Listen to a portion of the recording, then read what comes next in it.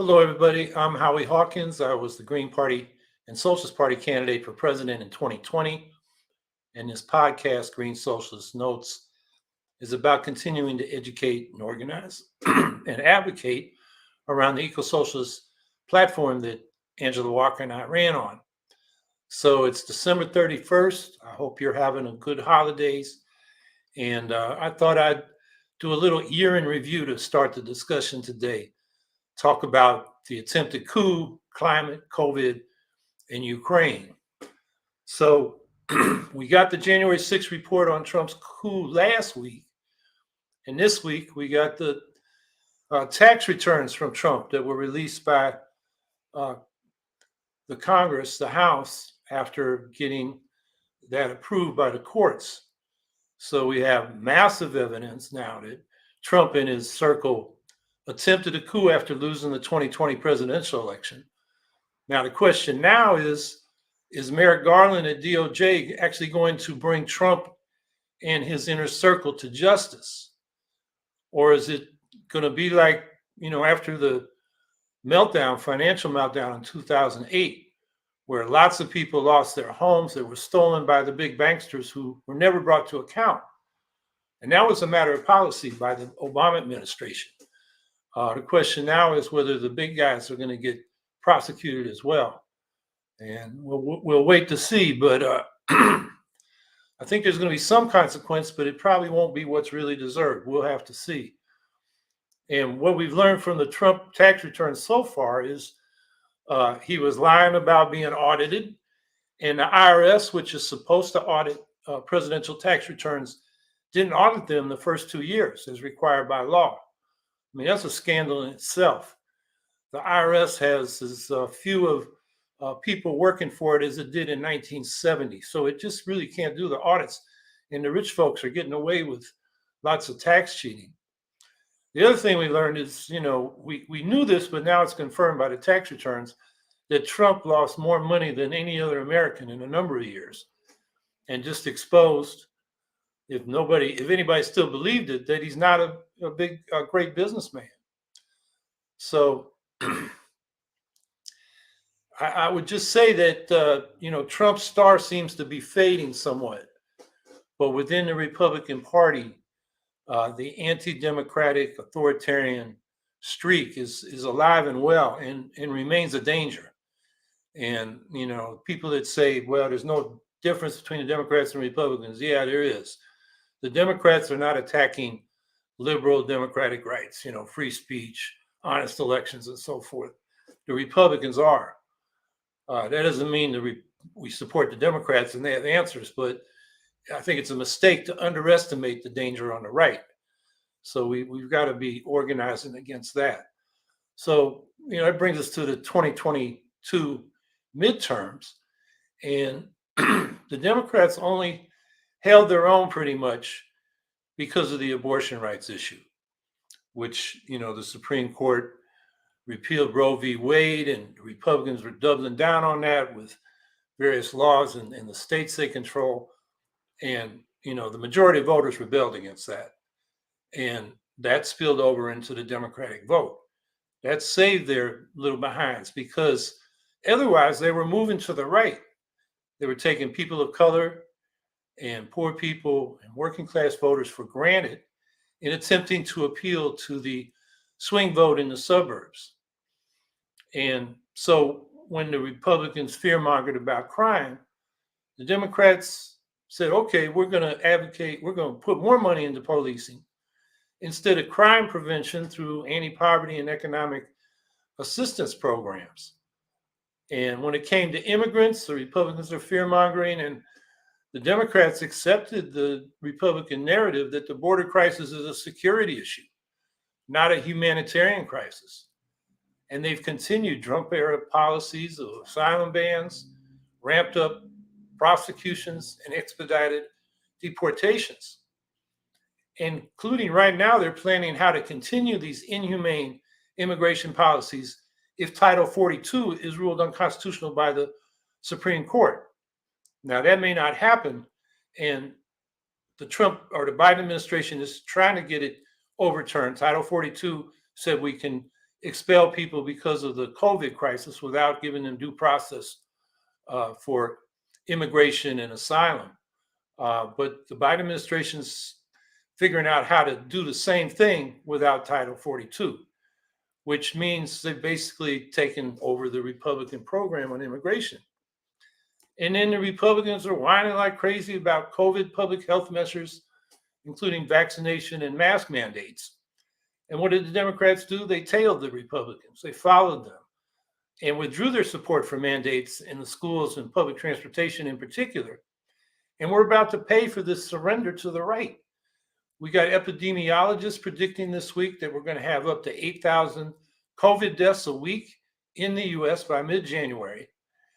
And of course, over in China, where they just totally did a reversal and they don't have the hospital capacity, they're expecting, the epidemiologists are saying 1 to 2 million deaths in China this year.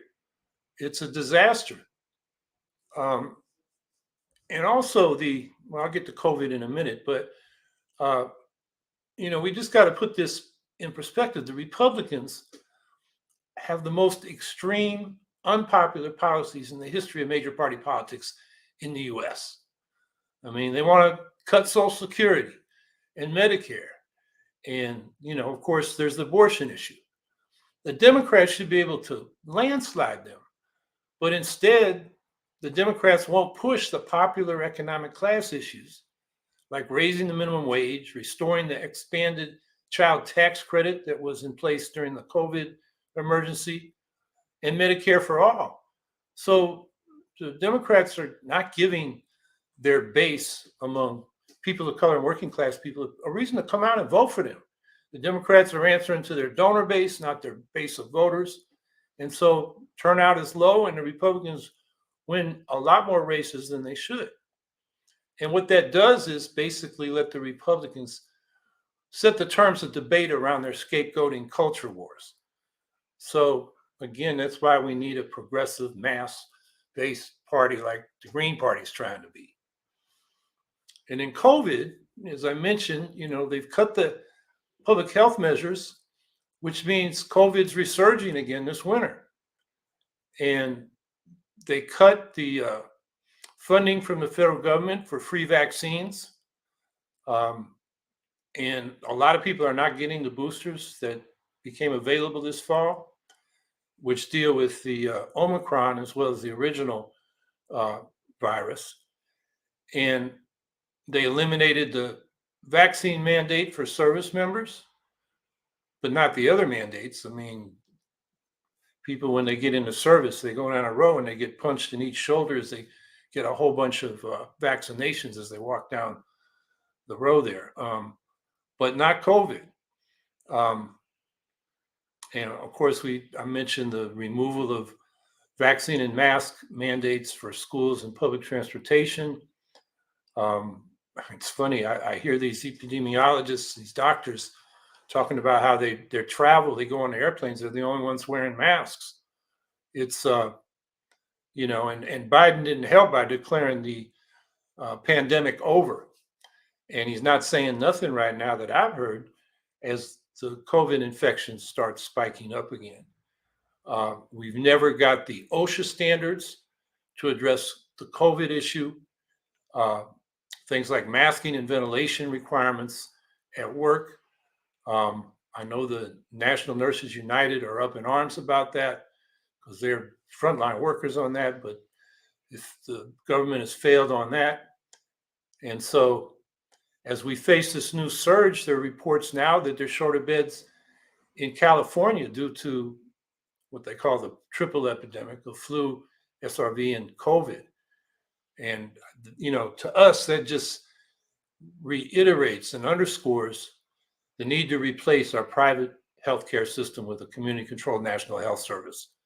Not just national health insurance to pay for the cost, but public ownership of the hospitals and other healthcare facilities, so we can manage them in a way that they have the capacity to deal with epidemics like we're dealing with right now. And then climate. CO2 rose again in 2022 to new record levels. The current national goals of the various countries for carbon emissions reduction, if they're followed, and that's a big question, will only cut carbon emissions by 7% by 2030. And this is when the International Panel on Climate Change says they must be cut by 45% by 2030 in order to have just a 50-50 chance of keeping the temperature rise below the goal of 1.5 degrees Celsius. The remaining carbon budget to have a 50-50 chance of staying, of reaching that 1.5 degree goal is going to be exhausted in 10 years at current rates of emission. I mean, we're right on the precipice. And global temperatures have already risen 1.2 degrees Celsius. 350 parts per million is considered the safe limit for stabilizing global temperatures that the National Oceanic and Aeronautics Administration, their reading yesterday, I looked it up, was 419 parts per million. It's 70 parts per million over what's considered safe. You know, it's about 20% higher than we should be. I mean, we're already past where we should be. And every day there's more news about climate breakdown. Yesterday, a study was released showing that Greenland ice is melting 100 times faster than previously believed. And then we had the COP27, the International Climate Summit in November, and it was underwhelming. You know, they did acknowledge finally, the US and the other rich countries, that they need to account and pay for damage and loss in the countries, particularly in the global south, that are suffering from climate change. But there was no money allocated. They're going to talk about that down the road. They kick things down the road all the time. And binding fossil fuel emission cuts were delayed again. So there was some good news. I mean, the climate deniers in office in big countries like Trump in the US, Bolsonaro in Brazil, and Morrison in Australia lost their presidential elections. But all that did was maybe slow the reckless acceleration of global heating as a matter of policy in these countries. But climate policies to seriously reduce carbon emissions are not on the agenda of any of these countries. One other good thing is that Europe really accelerated their move to green energy as a consequence of Russia's war in Ukraine. And although it didn't this year, it's going to lead to significant cuts in gas and especially coal in the next few years. But even in Europe, and especially the rest of the world, still not moving anywhere near fast enough to cut global emissions by 50% by 2030 to have a 50-50 chance of reaching 1.5 degrees Celsius. And, you know, the other part of that 50-50 chance is we have to get to net zero emissions by 2050. And it's just not in the plans of the various countries. The Biden administration claims with their Inflation Reduction Act, which I call the Build Back Badly Act, because it opens the door to all kinds of new fossil fuel development projects. I mean, their claims of a 50% cut by 2030 are just bogus. They have models that some academics and think tanks have done, but they all assume very unrealistically that there'll be massive action by the private industry sector and state and local governments. And that's just not happening.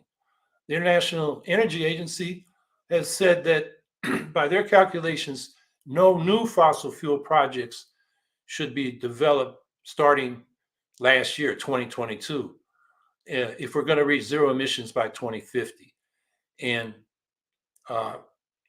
just 20 of the world's largest oil and gas companies like Shell and Exxon and Russia's Gazprom, are projected to spend nearly $1 trillion, $932 billion by the end of 2030, developing new oil and gas fields. So, you know, we just don't have a handle on this crisis. And it's up to us to build militant climate movements for a serious eco-socialist global Green New Deal. And, you know, we just can't wait or accept that, you know, the lesser evil beating these greater evils like Trump and Bolsonaro and Morrison is going to get it done. And then finally, the big thing, one of the big things this year was Russia's invasion of Ukraine. And unfortunately, the left and the peace movement are confused about this. Some of those groups seem more interested in cutting arms to the Ukraine national liberation struggle than in cutting arms to Saudi Arabia for its deadly military intervention in Yemen, or cutting arms to Israel as part of the BDS movement, as the most extremely racist and annexationist Israeli government yet is coming into power. These are demands we could be raising that could have a real impact. There have been resolutions before Congress to stop the arms to Saudi Arabia for the war in Yemen, and it's going to come back up in 2023. And support for BDS is growing, although it's not likely to pass. Cutting off arms to Israel is likely to pass in Congress soon. We can be building a lot of pressure around that. Instead, a lot of these groups are obsessed with calling an invasion by Russia of Ukraine a U.S. proxy war on Russia. And they seem more interested in supporting the Russian imperialist camp against the U.S.-led imperialist camp than in supporting national liberation struggles. And, I really think this is a test for the American left and the international left. Is the left going to support the oppressed in their struggles for liberation? Or is it going to take sides in an inter-imperialist rivalry, joining one camp over the other? And this question is not just in play in Ukraine, it's in play in Syria, in Iran, where some of these groups say the uprising by the women and the people against not just the hijab, but the repression and lack of democracy is fostered by the West. Myanmar, where the Koosters there, the military regime is backed by Russia and China. So these groups say, well, this is also CIA-sponsored uprising by the people of Myanmar. Or in Sudan, where they've had a popular revolution. They've kind of come to a stalemate with the military, but now the military's fighting back and the Russians are back in the military there. Where is the left supporting the popular movement for democracy in Sudan? And I could go through a whole lot of other countries. But the question for the left is, are we going to be against all imperialisms and for the struggles of the oppressed? Or are we going to get wrapped up in this geopolitical inter-imperialist rivalry and alienate these popular movements for liberation from the left? And they're going to turn to the West in this case, because at least the Western imperialists mouth support for democracy, although they contradict it in most of the countries they operate in. So a lot of the people on we could call it the campus left, the alt-imperialists, talk about a multipolar world emerging that will supposedly give space for socialist movements and states to develop. But the problem is all the states in the world are capitalist and they're competing. It's an inter-imperialist fight. And when we don't support these liberation movements, we force the people fighting for the liberation to choose one imperialist camp or the other.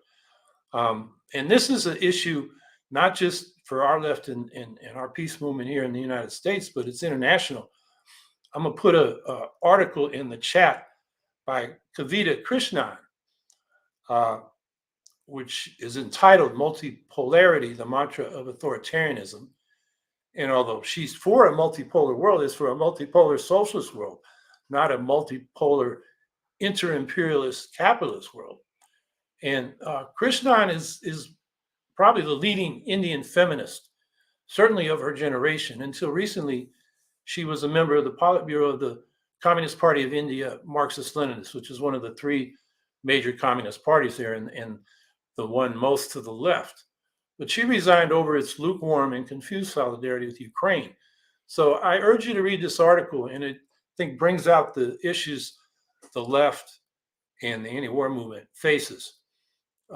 Because capitalism generates imperialist expansion, not just by the United States, but all the capitalist countries, particularly the bigger ones. Capitalism is a global system, and imperialism is embedded in it, and it requires an international socialist revolution to overcome global capitalism. And that's why international socialist solidarity is so important and why I'm emphasizing that. So those are some reflections on the year we've just had and what it means for the year coming up. So I'm looking forward to your questions and comments. Kevin Sanchez, agree about election denialism, attempted coups, but Democrats suppress the Green Party in the ways the Republicans did not do to the Libertarian Party. Wouldn't you agree? I would agree that the Democrats have been more aggressive and maybe ahead of the Republicans, but the Republicans are starting in several states to go after the Libertarian Party the way the Democrats have gone after the Green Party. So neither party is really about democracy. They use democracy and election integrity as cover for their suppression of their competitors politically. And that's as anti-democratic as you can get.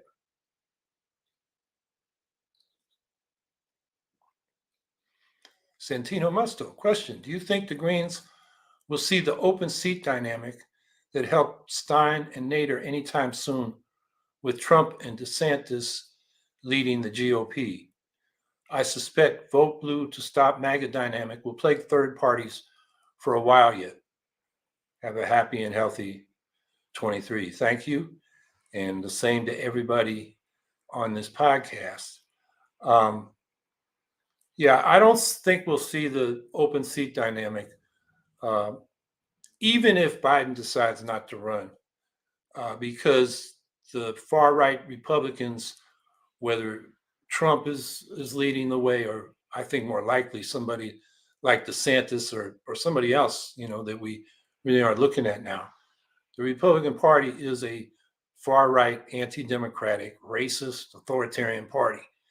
And the Democrats will use that to scare people into voting for the lesser evil. It's a issue we face, which is why if I were to run again in 2024, I would add a fourth theme to the three themes I ran on in 2020. Those themes were the Green New Deal, the Economic Bill of Rights, and peace policies. And we got to add to that inclusive democracy, including not just the voting rights, which still haven't been fixed in terms of the Voting Rights Act, but ranked choice voting, particularly proportional ranked choice voting for legislative bodies, and fair ballot access. Without those things, we have a farce. We have gerrymandered districts. 95% of state legislative districts, over 90% of House districts are non-competitive. Those elections are farcical. We know who's going to win before the election even happens, because one major party or the other has the overwhelming majority in those districts, and they draw the lines through gerrymandering to make sure that's the case. With proportional representation, doesn't matter how the lines are drawn. You're electing people from multi-member districts, and each party gets its proportional share of representation according to the vote it receives. So that's how to really get rid of gerrymandering. These nonpartisan independent redistricting commissions are marginal in improving more competitive districts. I mean, I was debating somebody on another format recently about California, and they have, I think, 52 members of the House, and they had an independent redistricting commission, but only 5 of those seats had a margin of victory of less than 5%. In other words, they were decisive victories for one party or the other. They were not competitive. So even the independent redistricting commissions don't get us competitive districts in real elections. That's why we got to go to proportional representation, which will get rid of gerrymandering as well as the spoiler problem. Then people can vote for who they want without worrying about helping their worst enemy.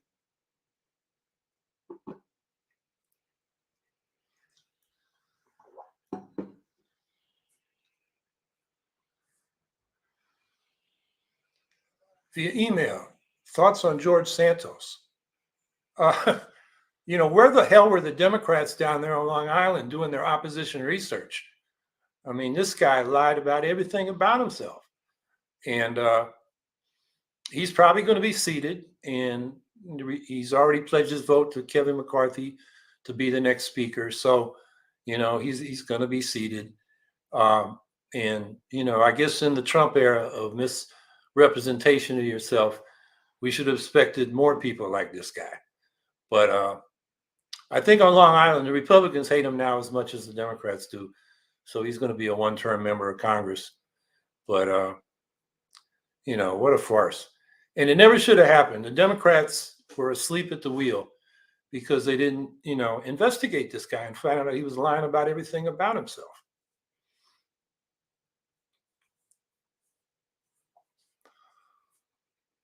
I would add, as well as Santos's primary competitors, they didn't do their homework either.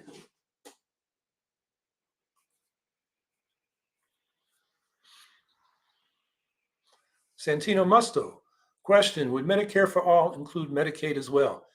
Yeah, Medicaid would be incorporated into what we're calling for a community-controlled national health service as the form of Medicare or health care for all. And so all the funds going into Medicaid, all the funds now going into Medicare, as well as the other funds we need to cover everybody, would go into one pot. It would be a single payer program with the government paying for the medical services. But what we're talking about is not just paying the costs that private health insurance providers bill the government for, but bringing those providers and their facilities into a public system, which would be better for cost control, better for planning so that we have enough hospital beds when we have emergencies like I just described in California. And the system will be responsive. When we say community control, there'll be locally elected health boards, metropolitan area, rural regional area health boards. And those people elected to those boards will make sure the whole system is accountable to the people in their jurisdiction. And that will help with issues like the unequal distribution of healthcare resources between affluent and poor, often people of color communities, because those communities will have representation on the healthcare boards and be able to speak up for their needs.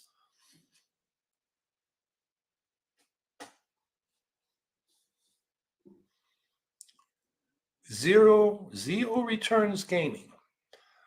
Victorian election ballots are fully counted. Greens gain 1 House and 3 in the Senate. Oh, Victoria is in Australia. Okay, I guess this is the provincial elections. And the Australian Greens are gaining ground. And, more power to them. I'm still hoping to get an Australian Green on this podcast to talk about the organizing they've been doing, because they've really done the kind of grassroots, consistent organizing. So while they get their fair share in the national Senate, because it has proportional representation, in the House, even though it's ranked choice voting for individual districts, they are now at 4 out of 151 members of the House, even though their vote, I think, was 12% nationwide for House seats. So that's why when we get to legislative bodies, we got to talk about proportional ranked choice voting from multi-member districts. Don't settle for ranked choice voting from single-member districts, or we're going to be way underrepresented. So congratulations to the Victorian Greens in Australia, and hopefully soon we'll get one of them on to talk about what they've been doing so we can learn from them.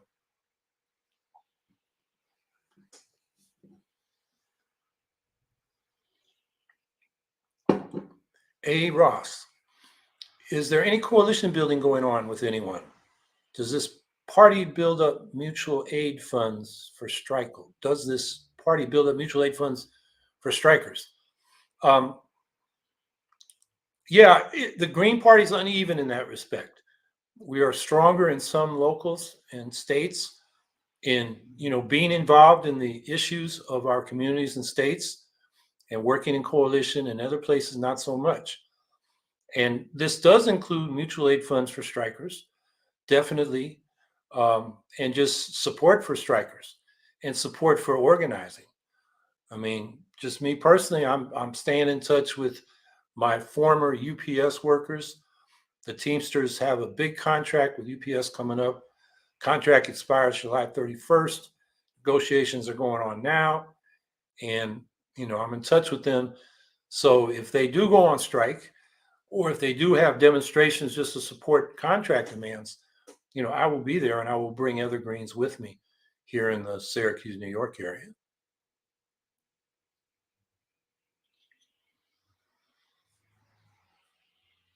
Frankie Lee, Howie, how do we stop further privatization of Medicare and Medicaid? We got to run more Greens.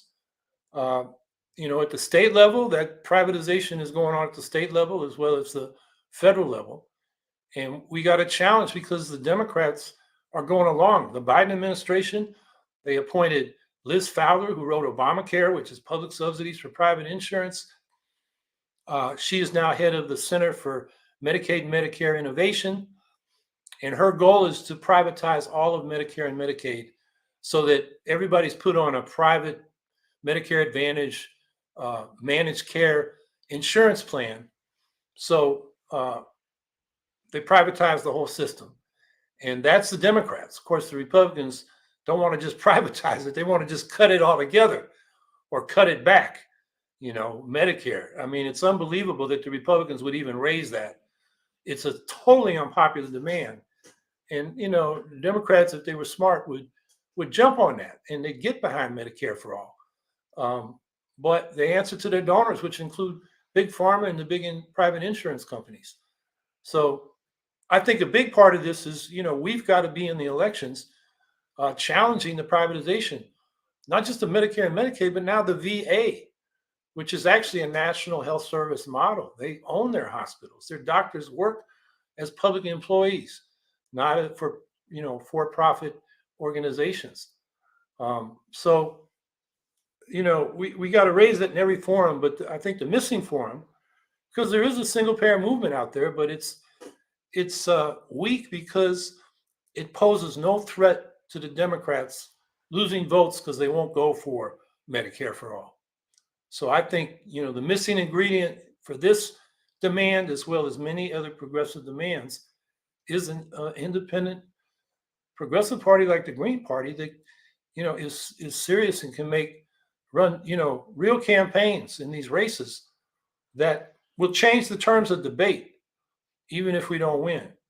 And, getting into the debate is half the battle, because once we start arguing these issues, we're on the winning side. The American people are with us on a lot of these issues already. So to me, that's what we got to do. How do we stop it?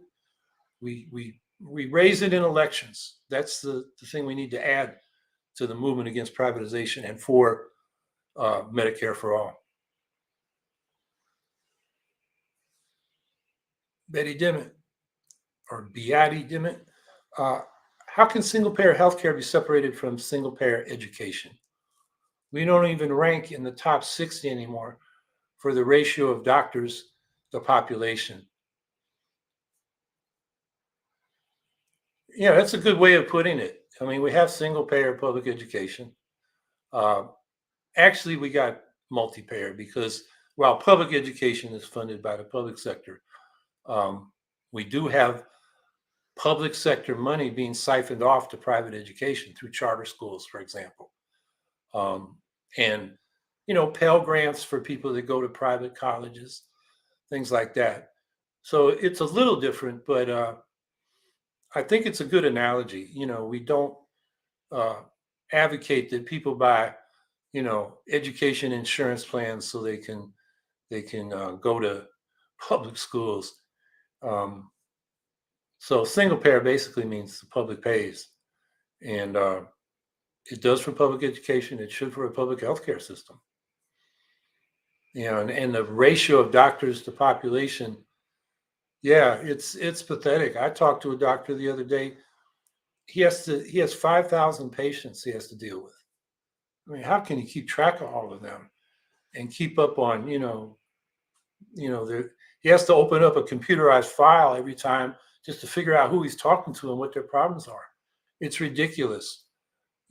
Part of the single payer or the Medicare for all or National Health Service should be greatly expanding medical education so we have more doctors and nurses to deal with patients.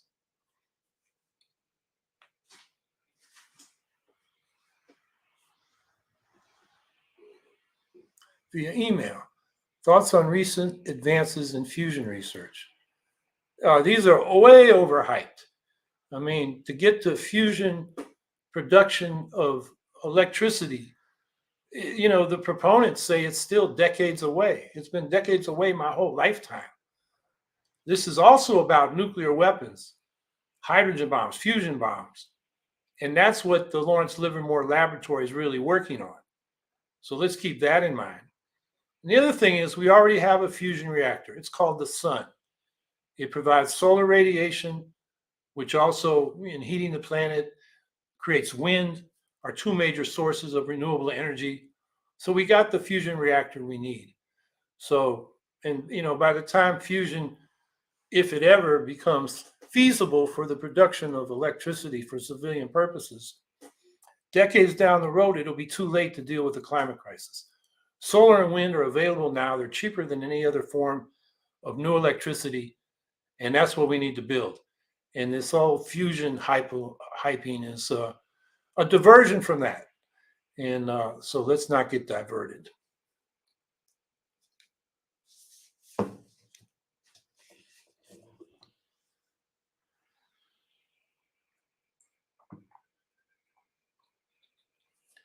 Via email, thoughts on what happened with Southwest Airlines over the holidays. Another failure of capitalist economics. These are for-profit enterprises. They are not organized to deal with emergencies like this climate emergency and during the height of the holiday season. And Southwest melted down. We used to have a regulation of airline routes until the 1970s, and we didn't have these kind of problems. A lot of countries' airline system is, nationalized. I think we should look at nationalization with worker and community control. So it just shows, the apologists or the advertisers or publicists for capitalism say it's more efficient. Well, not really. We just saw that with Southwest Airlines. They completely failed. And so I think we should look at a much more regulated airline industry, if not a socially owned one.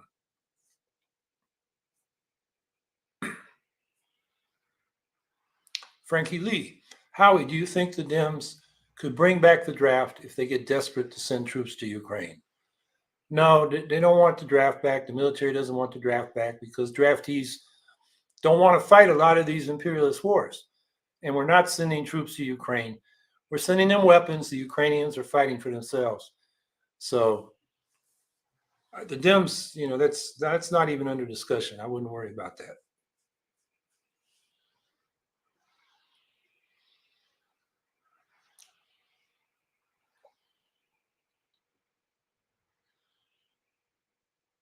Jennifer Clark, maybe you should concentrate on leading small communities in every state instead of trying to insert yourself into a system that doesn't want you. We need to change the system, and it will never happen within the system. If you're saying that the Greens should emphasize politics at the local level, including elections, I agree. That's how we build a mass base. That's how we become relevant to grassroots voters who see us in our communities making a difference and standing up for the right things, instead of relying on a presidential election, a gubernatorial election. Now, we do have reasons to run for those, many of them related to ballot access, also related to the platform it provides to advance our analyses and policies. But the emphasis should be on building this thing from the bottom up. So whether that's within the system, I think it's It's using what's available to us, which includes elections, the right to free speech and assembly, and uh, to petition the government for grievances, those for redress of grievances, First Amendment rights.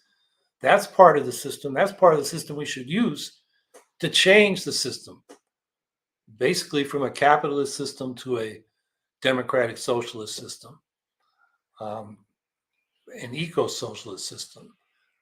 And I emphasize eco-socialist because traditional socialism in the 19th century and the 20th century was about largely, in large part, about increasing production so we could end poverty. We have plenty of productive capacity now to end poverty. The problem now is producing what we need within uh, ecological limits. And that's not why we need to talk about an ecological socialism to distinguish us from what socialism was emphasizing in the last 2 centuries. Violeted Content Boutique. Howie, what can we do to make public utilities publicly owned again? How can we fight privatization? Um, well, when electric utilities were first set up and gas utilities first set up, it was a big debate whether they should be publicly owned as natural monopolies or privately owned and publicly regulated. And the country was divided on that. So in different places, we went different ways. In New York, they went with privatization. In Cleveland, they went public. In Los Angeles, they went public. And the publicly owned utilities have provided better service at lower cost and have generally moved more quickly into the green energy field. Privatization, I don't know of any privatization fights offhand, but I'm sure I'm missing some where they want to take a public utility and privatize it. I mean, probably the best known example is when the private utilities and the banks in Cleveland wanted to privatize the municipal power company in Cleveland. And Dennis Kucinich, who was then called the boy mayor of Cleveland, was elected saying he would be against privatization. And what happened to him is the bank said, okay, if you won't play ball with us, we're going to not roll over the lines of credit that the city uses to, meet its payroll and other ongoing expenses. Because taxes come in chunks, not in a steady stream. And they basically pushed the city toward bankruptcy, discredited Kucinich, and he lost the next election. But the utility wasn't privatized because this was in the high inflation period in the late 70s and early 80s. And it became impossible to finance privatization with those high interest rates. So the Cleveland Municipal Utility survived. And then the suburban utilities that wanted to take over the city public utility, their rates went up in the 70s, 80s, into the 90s. And the Cleveland municipal utility rates rose much more slowly, and to the point where it had saved city of Cleveland ratepayers. I forget the numbers. It was tens or hundreds of millions of dollars. So by the 90s, people were saying, thank you, Dennis Kucinich. And he was able to get himself elected to Congress based on that record, even though he was in the political wilderness for a couple of decades. So that's just an example of where privatization was tried and failed. And no doubt the private utilities would like to take over municipal utilities where they exist, but it's difficult because municipal utilities are popular. I'm in the city of Syracuse. We're part of National Grid. That's National Grid, but we call it National Grid. Right next door to us is a village called Solvay. It's basically an industrial village. It still has a steel plant and a lot of factories because its power is cheap. It's about a third what we pay just across the street in Syracuse. And anybody that proposed privatizing Solvay Electric, which is owned by the city, would be considered out of their mind. We tried to use that to get public power in Syracuse and had some success in the early 2000s. Unfortunately, the Democratic mayor took a proposal that the city council passed to study municipalization and tried to turn it into a deal for Siemens to build a biofuels plant to power city government and school buildings. So the city council, and we urge them to do that, pulled the funding for the study, because the mayor and the vendor that had been hired didn't want to move forward with the municipalization study as long as the mayor was pushing the Siemens deal. And that mayor became head of Governor Cuomo's, one of his agencies that dealt with infrastructure. It just shows how corrupt the system is. So anyway, yeah, we should be pushing for public power big time, because once we got public power, then we can force, or it's not force, it's our utility system. We can turn to green energy. Right now, we're fighting the private IOUs, investor-owned utilities, to move to renewables. And partly because they're cheaper, they're starting to move that way, but too slow. They don't want to abandon their existing infrastructure. So, for example, here in New York, we have a gas pipeline infrastructure that goes to the homes and businesses to heat them, and to power the stoves for cooking. And instead of replacing gas with home heat pumps and induction stoves that are run by electricity and efficiently, and would cost consumers less because they don't have to pay for the fuel, over time it would pay them less. The initial capital costs are high, and that should be publicly financed. Instead of doing that, they say we're going to go green by producing hydrogen and putting it into the gas pipelines, a mix of gas and hydrogen, and they call that renewable fuel. It's just a plan to extend the life of fossil gas in our system of heating and cooking.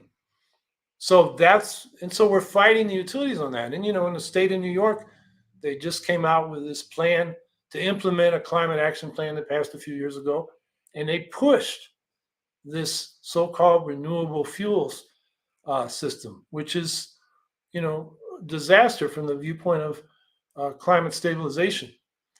That's what we got with privately owned utilities. If it was a public system, the public would choose the heat pumps and the induction stoves, financed by public, maybe by the utility itself, so that the things are installed, and then the consumer pays off the capital costs over time with their lower utility bills. Lower because they're just paying for the electricity to run the heat pumps and stoves, and saving on the fuel costs. And over time, they can pay it back without their rates going up. That's what we should be doing. And the private IOUs, investor-owned utilities, are resisting, and we got to fight them. So we should be pushing for public power at the municipal level, at the state level, and really at the federal level. We should have federal enabling legislation that will incentivize taking over the whole utility industry and running it again in a community-controlled manner. Locally elected public utility district boards that federate at the state and national level for overall coordination.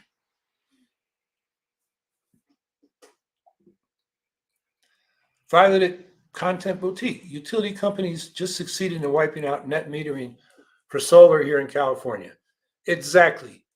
And, that damn governor, that Democrat who may be running if Biden doesn't, or maybe even if he does, Gavin Newsom, at the same time, he sided with the utilities in reducing the costs of net metering that producers of electricity in their homes get.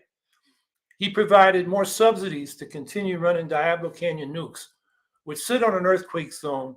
They're old nukes. Their piping and equipment is brittle because of the radiation. If that earthquake that had happened up by Humboldt had happened down by Diablo Canyon, LA might be being evacuated because of radiation coming down from Diablo Canyon. Gavin Newsom, if you recall, he lost on election day to Matt Gonzalez, a Green. This, I think, was 2003. And Newsom, after he and the Green, Matt Gonzalez, were in the runoff, had the backing of both the Democratic and Republican parties. Gavin Newsom comes from a landlord family, a developer family, and the Republicans and the Democrats got behind him. All the big, named Democrats from Bill Clinton to Jesse Jackson came out to support Gavin Newsom. But Matt won on election day with the people that voted that day. Then they counted the paper ballots, and Newsom came out ahead. And it was a remarkable swing because the paper ballots didn't reflect the election day voting. And I have always wondered, even though the San Francisco Greens never made an issue of it, whether the Democrats and Republicans who controlled the election machinery didn't stuff ballots in order to elect Gavin Newsom instead of Matt Gonzalez. I have no evidence for that other than it sure was strange that all the, most of the the absentee ballots were for Newsom, whereas most of the people voting on election day were for Gonzalez. So anyway, I don't like Gavin Newsom, and unfortunately, he could be the next Democratic presidential candidate. And, the other thing he hasn't done is ban fracking in California. It's been a big movement for that. He's been against that. He vetoed instant runoff voting, enabling legislation at the state level. I mean, with Democrats like that, who needs Republicans? So, yeah, Violet, thanks for reminding us of that sorry story. At war with dust. After losing the Democratic Party primary, if Bernie Sanders had run as a Green presidential candidate in 2016, would the political landscape be better or worse today? I think it would be better if we'd been able to follow up with organizing in the wake of that election. Bernie, was a national figure. He would have got a bigger vote than Stein. And it would have been significant. Now, it might have been the margin of difference and ended up making it clearer that the third party helped Trump get elected, given our winner-take-all presidential elections instead of instant runoff voting and the Electoral College. Remember, Trump lost the popular vote with the Electoral College, put him over the top because of its bias toward the more conservative rural white states. So it would have been, it would have given, Bernie would have been able to give more voice to the progressive sentiment in this country, which is at least a third of the country. I mean, when I look at the polls, I see about a third are solidly progressive, about a third are, batshit crazy Republican right. They believe in all kinds of conspiracy nonsense. And then there's a middle, which isn't so ideologically, developed or committed. They just want government to work. And that's why the Democrats should be wiping out the Republicans, because the Republicans got nothing to promote a government that works. But the Democrats really don't want to either, because their corporate funders don't want the kind of policies that would make government work for the people. So, yeah, if Bernie had run as a Green, I think we'd be in a different political landscape. Certainly the debate would have been much different. I mean, that terrible debate between Trump and Clinton, just think of the things Sanders would have brought into the debate, like Medicare for all, and, wipe the floor with Clinton and Trump on that question. It would have changed the terms of debate. And it's Bernie made up his mind before the election. He was he never would have gotten into the Democratic primaries if he hadn't promised to support the Democratic nominee, which he assumed would be Clinton like everybody else. He just wanted to raise some issues. They never would have let him on the ballots of the Democratic Party. He's not registered as a Democrat. They would have found ways to just keep him out. But once he promised to support whoever the Democratic nominee is, and everybody assumed it would be Clinton, then all right, Bernie, we'll put you on stage and you can appeal to the progressives, and then we can count on them that, we can take them for granted in November. And I think so. Bernie made the mistake before he even ran in the Democratic primaries. Now, if he'd run as a Green, he'd had to fight for ballot access. He'd had to fight to get into the debates. It's a question whether the mass of people that got behind him would have heard about him and got behind, and it really organized organically from the bottom up, bigger than his own campaign could do. That's what happened in 2016. That could have happened if he ran as an independent. It could have happened even bigger than running in the Democratic primary, because people we know from the polls, do want another alternative. So, it's a hypothetical. We don't know exactly what would have happened, but I would say the political landscape today would be better.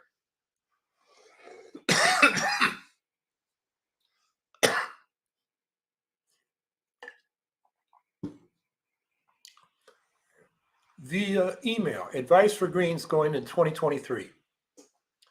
Get involved in your community struggles. Start looking for local elections, which happen in a lot of places in 2023. And in the 2024 state legislative elections and congressional elections. And start getting organized now. Start thinking about who would be a good candidate, what you need to run a serious campaign, and fight back. I mean, people got to get off the couch, get from behind the computer screen all the time, and get out and talk to people, do public activities that support our policies, support our demands, and carry that into elections. That's the only way we're going to, make inroads into legislative bodies where then we have a permanent seat, a permanent platform to continue raising our issues and win more people to our side. So I think that's one piece of advice. Another is raise the profile of ranked choice voting, especially proportional ranked choice voting for legislative bodies. We're making great strides on that. Going into 2020, we just had a couple dozen local jurisdictions that were using ranked choice voting.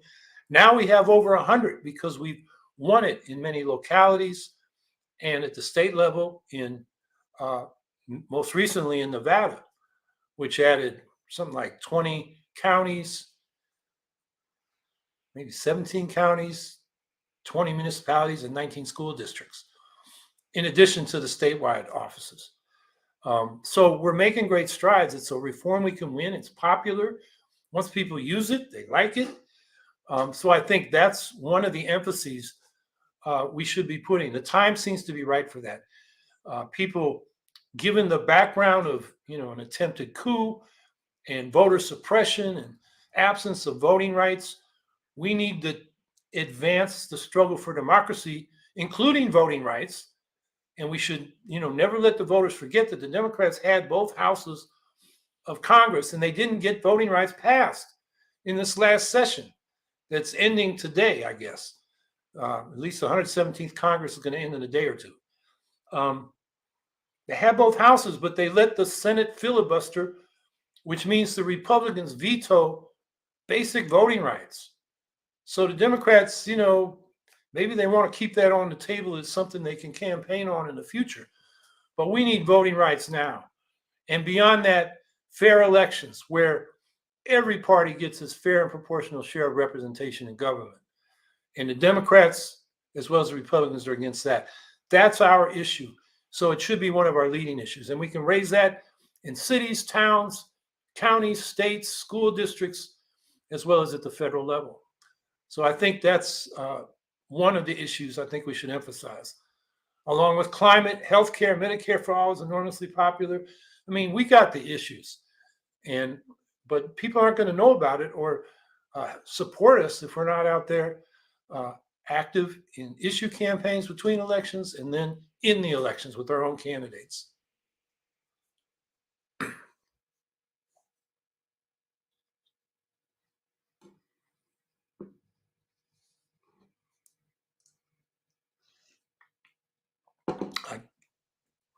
I guess that was meant to be the last question. Good last question as we enter 2023 in 8 hours here on the East Coast. And thanks for showing up on the holidays. Next week, we're going to have a presentation by David Schwartzman, who's a professor emeritus in biogeochemistry, I think is what he worked on, from Howard University. He's one of the leading eco-socialists in the world. And we're going to talk about the degrowth question and eco-socialism and what degrowth means for eco-socialism. And David has a presentation that I think will be very informative, and I hope everybody will be there, and hopefully more. I know some people are on the holiday, but so that's next week, January 7th. And so let's get active in this new year and start advancing what we stand for. So have a happy new year, and we'll see you next week.